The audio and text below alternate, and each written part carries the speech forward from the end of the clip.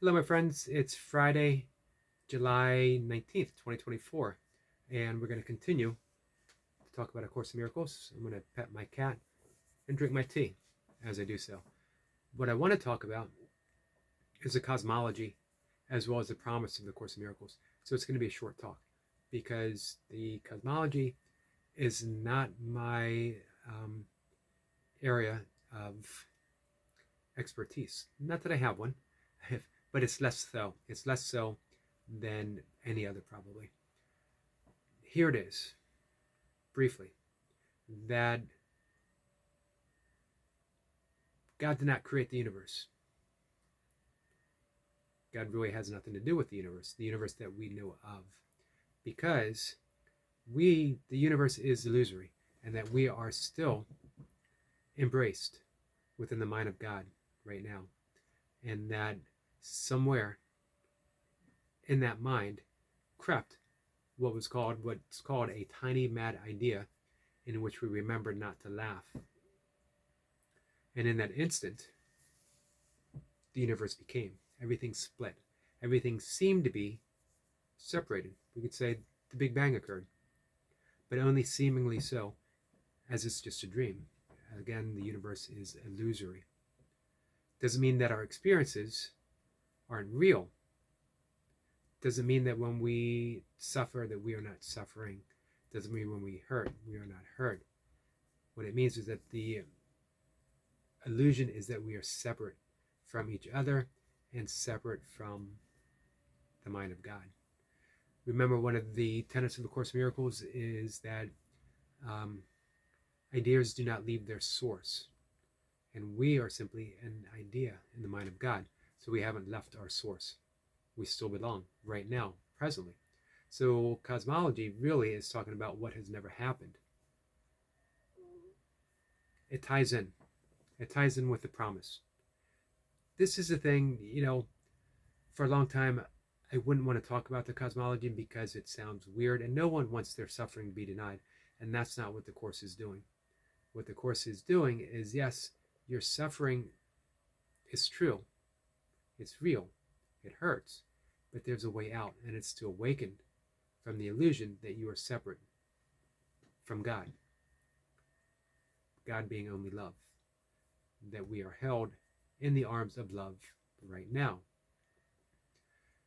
This explains a lot.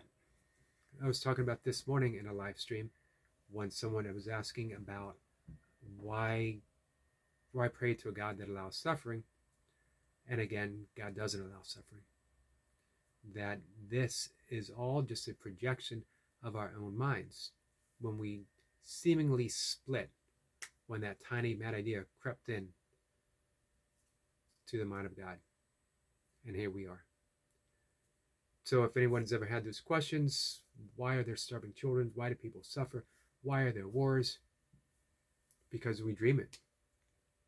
What do you do during a dream, a bad dream?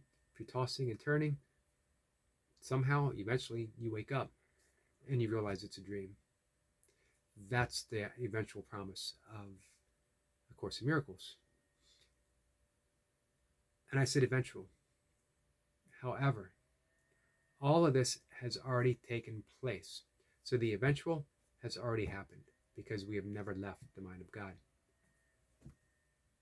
So we wake up to the fact that we are already awakened. And we do that by removing the obstacles of our awareness that keep us from realizing that great awakening. Sounds complicated. That's why I don't talk about it much. Here's what interests me above and beyond everything. Simply recognizing that the world we see, the suffering we see, the turmoil we see, are projections of what seems to be our individual minds. So we're creating a world of fear and turmoil and resistance, a world that just doesn't seem to make sense. We forgive our projections. We just keep forgiving. And we see where that leads us. The big idea of A Course in Miracles is that we don't, the dreamer doesn't awaken from the dream. How would that be possible? The dreamer is within the dream, so how can the dreamer awaken from the dream?